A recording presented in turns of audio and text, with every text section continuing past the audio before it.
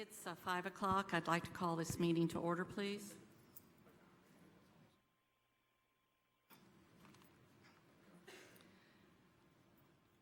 We're going to start with a moment of silence and the pledge led by Patty Bounds.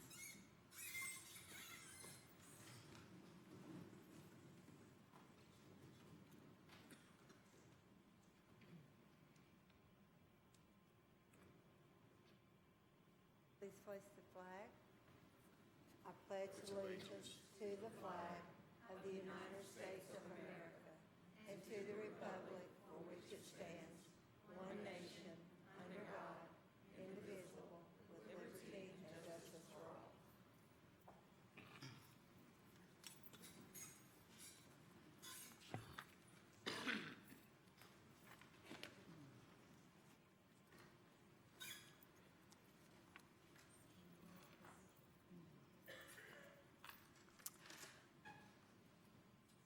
I see no elected officials out there, but if you are, please raise your hand.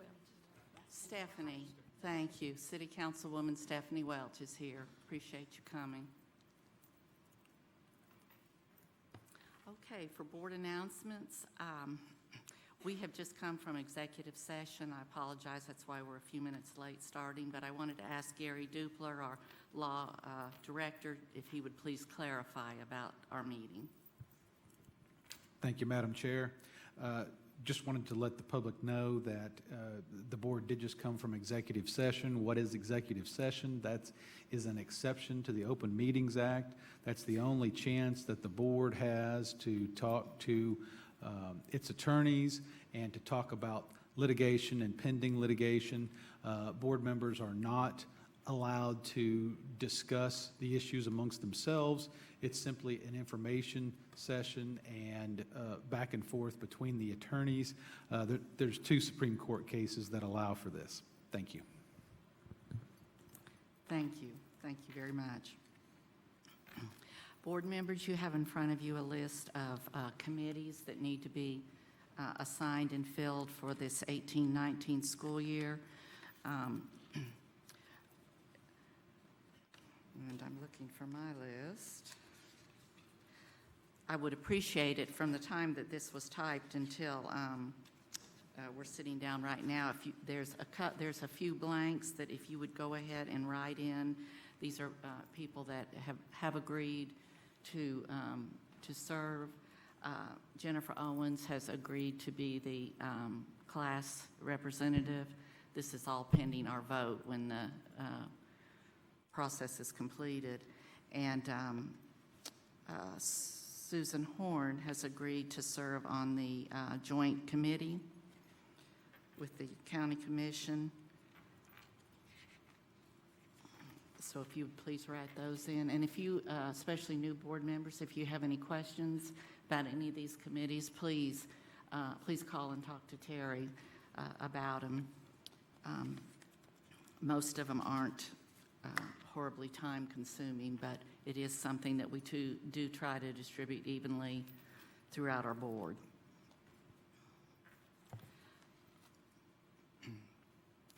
As we approved our annual calendar, we will be meeting for our annual workshop on Thursday, September 27th and Friday, September 28th. A detailed agenda will be published prior to this workshop, but I want to let you know that we will be meeting at the Dogwood Center at the Knoxville Botanical Gardens. Several board members have already made requests about topics that they'd like to discuss. If you have things you would like to add to the list, please give it to Ms. Coatney as soon as possible. We're very close to getting out a final agenda on that. And I'd also appreciate, too, if by the board meeting you could have your request on the committee assignments back so that we could spend a few minutes talking about that at retreat also. I also want to alert you to a change in our meeting schedule. We initially have October 29th down as a workshop date for our quarterly workshops, and that is the same night as our Reach Them to Teach Them event. Several board members and several staff like to attend this event, so I have asked Terry Coatney if she would check on the availability of this boardroom for Tuesday night, the 30th of October. It is not available, but we can meet in the Andrew Johnson building. So if you would put that down, is there any objection to making this change? Thank you. So please note that on your calendars.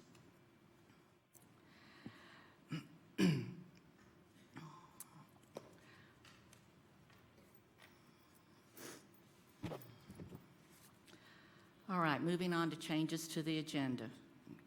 We have got a mess of them.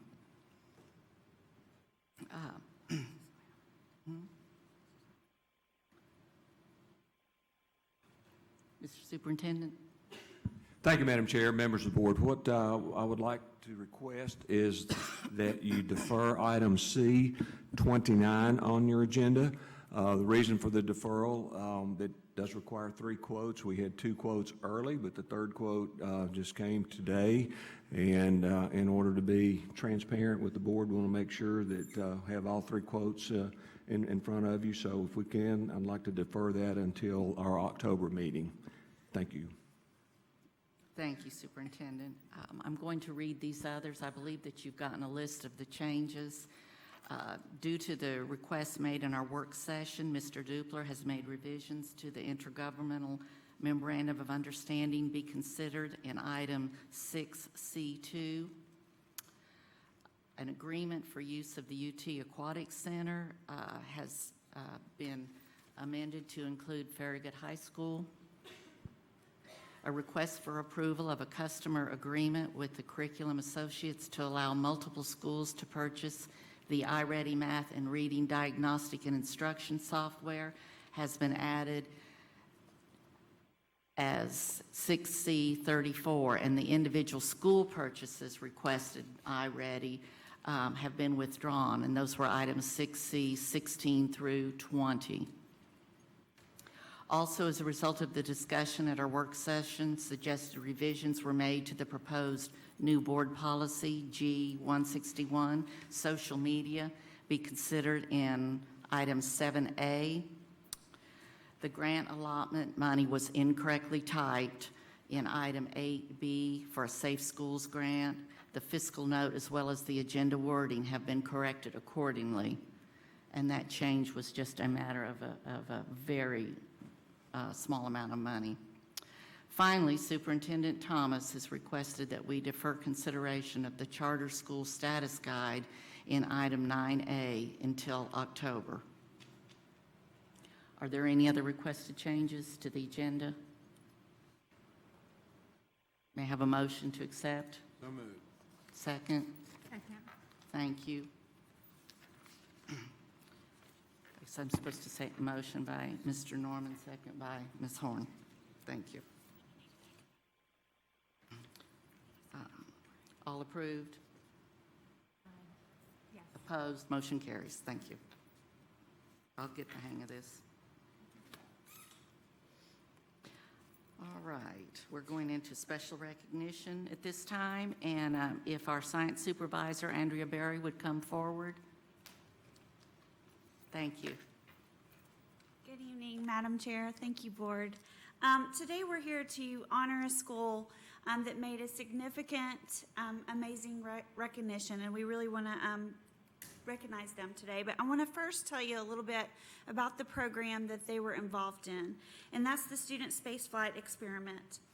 Knox County is the only county in the state of Tennessee that participates in this. It's offered through our National Center of Earth and Space Science Education. 6 years ago in 2013, Becky Ash brought it to our district through the STEM initiative, and we've seen that this program grow throughout the years. This program offers for our 5th through 12th grade students an opportunity for them to create an experiment that will be tested in microgravity on the International Space Station. So we had 16 schools that competed for the opportunity to have their particular experiment go to space, and Carter Metal was the winning experiment. They go through a pretty rigorous judging process that's highly competitive, And Carter Middle, they created an experiment on testing tooth decay in microgravity. Through this process, they analyzed the results of their experiment as it came back from the International Space Station, and they even got to participate and see the launch for the space station. So we want to honor them today, first to recognize a principal who is behind innovation, and that's Tom Watson. And his team, which is Katrina Whipple, she is the facilitator that brought the kids together and kind of helped facilitate this. But what we really want to commend are these amazing students who put their heads together and came up with this great project. And so those members, if you guys will come forward now, come on up.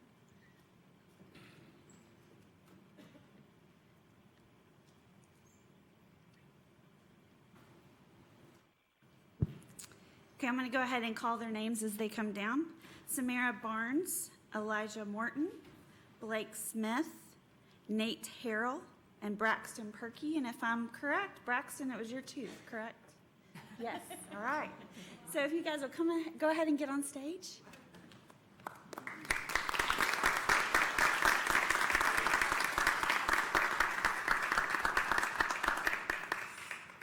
Thank you so much for your hard work. I know you guys worked really hard. I know Samara could not be here tonight, but thank you for your hard work.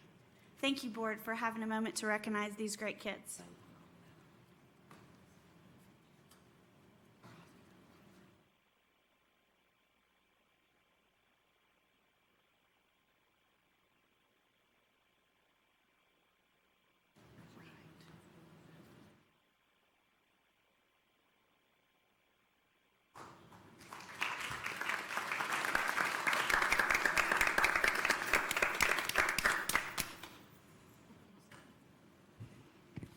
Thank you.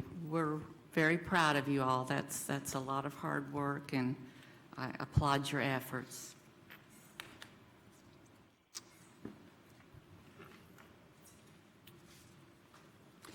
Since we are right now in special recognitions, I would like to take a moment and also have another special recognition, and that's to our former chair, Patty Bounds, in recognition for the service that she's given the last 2 years.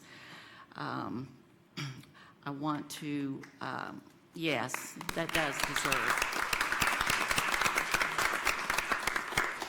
On behalf of the entire board, I'd like to thank Mrs. Bounds for her hard work, and I know, Patty, that you did work very hard and diligently these last 2 years. She served as our board chair in 16 and 17 and 17 and 18. She worked hard not only for Knox County Schools overall, but I know individually with a lot of students and staff and families, and as well as the community. Her leadership has been invaluable and endured major changes across our district as well as in the state, and we appreciate you being our leader in that. If you'd step forward, I'd like to give you a plaque.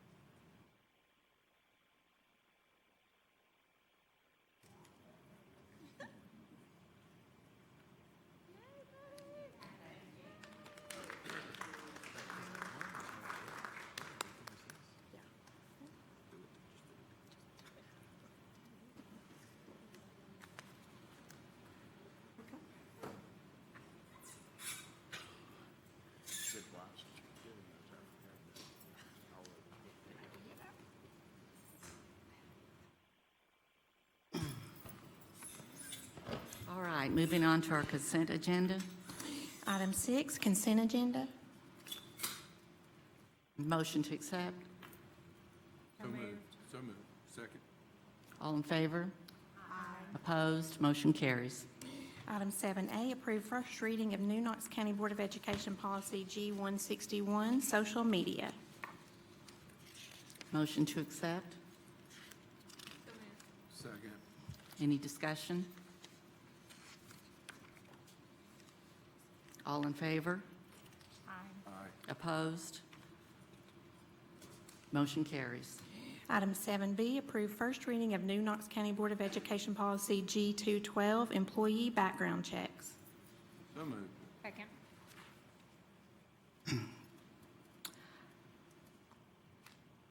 Thank you. Any discussion? All in favor? Opposed? Motion carries. 7C, approve first reading of Knox County Board of Education Policy G210, drug-free workplace as amended. Thank you. Any discussion? All in favor? Opposed? Motion carries. 7D, approve first reading of Knox County Board of Education Policy I-170, extracurricular activities as amended. So moved. Any discussion? All in favor? Opposed? Motion carries. 7E, approve first reading of Knox County Board of Education Policy I-200, class size as amended. So moved. Thank you. Any discussion? Mr. Norman? Thank you, Madam Chair. I would like to ask just a question about the class sizes, as I think the list is a minimum and then a maximum. Who would I address the question to? Mr. Superintendent? Yes, ma'am, Madam Chair. Dr. Ryswick, I think, will address that. Thank you.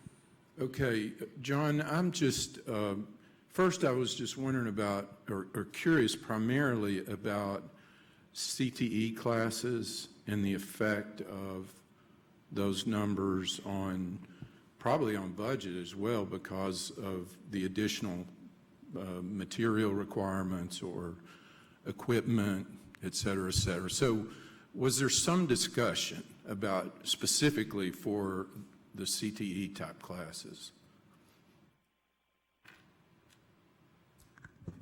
Thank you, Mr. Norman. Thank you, Madam Chair. Mr. Norman, yes, the kind of what was behind the law that actually changed this year was that what we see and what has kind of trended is, principals make those decisions at the school level as far as if they ever have a reduction in staff or the programming that they offer at the school.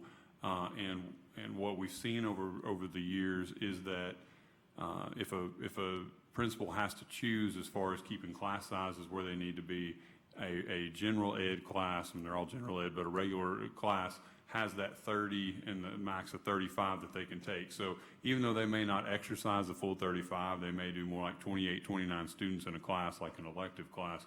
It's more beneficial for a principal to keep say an English elective or something like that, because they can have more students. I think the heart of what the law was passed for this was to even that playing field for CTE classes, because sometimes they're at a disadvantage with the cap that they have on the number of students who could be in there. So this allows in classes that are not safety hazards or, again, for the district to kind of decide that. So you might have a business class, that sort of thing, where you could have more students in it. You may not choose to exercise that for a construction class or something like that. So what we have done at this point, as we try to figure out the rules around the new law, is we just asked for a waiver to continue to allow that to be 25 students and an average of 25 per class. So that allows them to put more students in there. Dr. Wilson has been expanding to that. It's not something we can do overnight. So he's had some dollars in his Perkins money, his federal money, that he's been trying to expand and add those 5 extra computers or extra material for those students through those sources. Okay, thank you. Any other discussion? Mr. McMillan? Thank you, Madam Chair. John, in reference to, like at the high school level with regular ed, regular classes being 35 the maximum. I know that we always try to work around and try to get to the 35 if, say, we had 38 or 39. But it used to be if you couldn't work it out, that you could appeal to the state, and if that was, if it was, it had to be that way, and there was no alternative from the system standpoint, that they would grant a waiver in all probability. Is it still that way? Thank you, Mr. McMillan. Thank you, Madam Chair. We actually do adhere to the 35 per without a waiver. What we typically do to work around that, we do have some high schools that are close to that. What we have typically done is be able to have a teacher teach an extra section to lower that number, and usually that's just an add-on, like an additional dollar amount for them to do that. That's one way we've done it. Sometimes we have a distinguished professionals program where people from industry who are granted kind of a temporary license to come in and teach. We have some distinguished professionals that teach some of those courses as well. And then, of course, the superintendent, we look through if and when we need to add an additional teacher due to a school's overall. So we do not exceed the 35. Okay. But if there was a situation like that, do we still have the right to appeal to the state for a waiver? I'm not aware of that. We may be able to, but I'm not aware of that. Okay.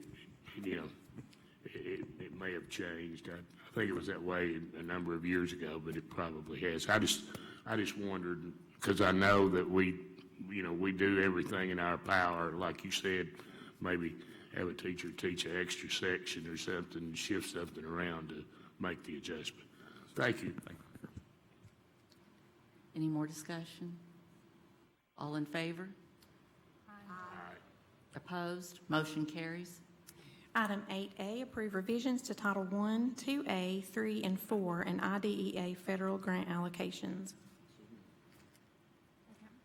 Thank you. Any discussion? All in favor? Opposed? Motion carries.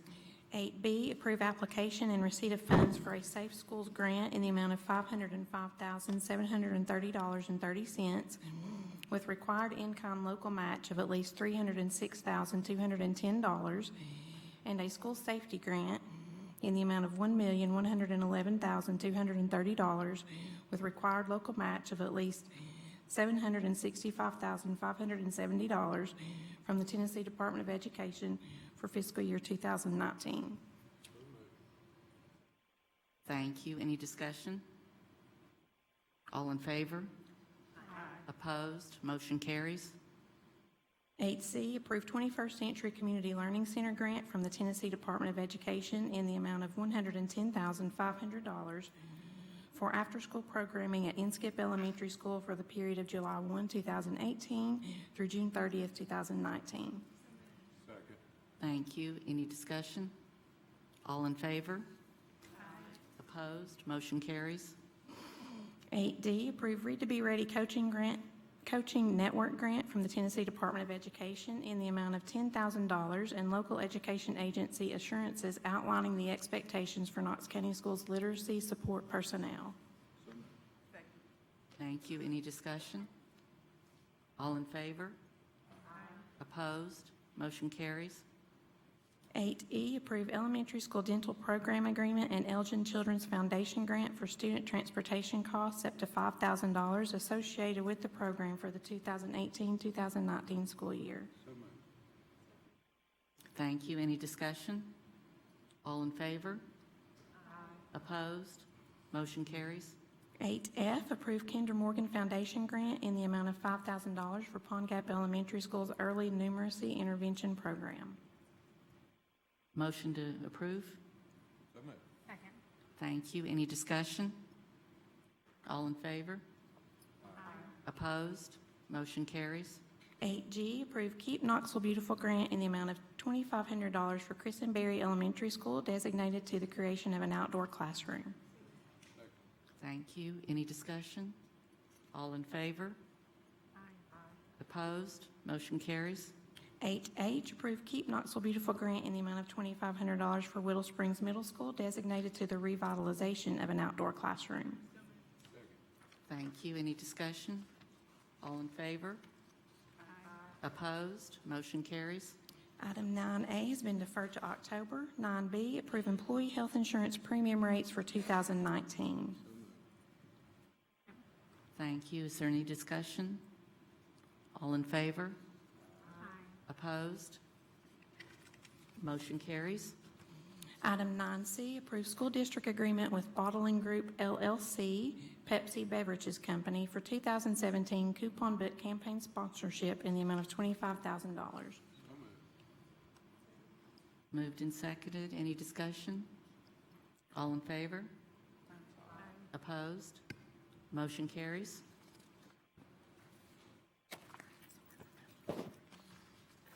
Ms. Horn, public forum, please. Thank you, Madam Chair. We have one speaker for public forum, and that is Katrina Weinbrenner. Yes, please come to the podium. And if you could just state your name and county of residence, please.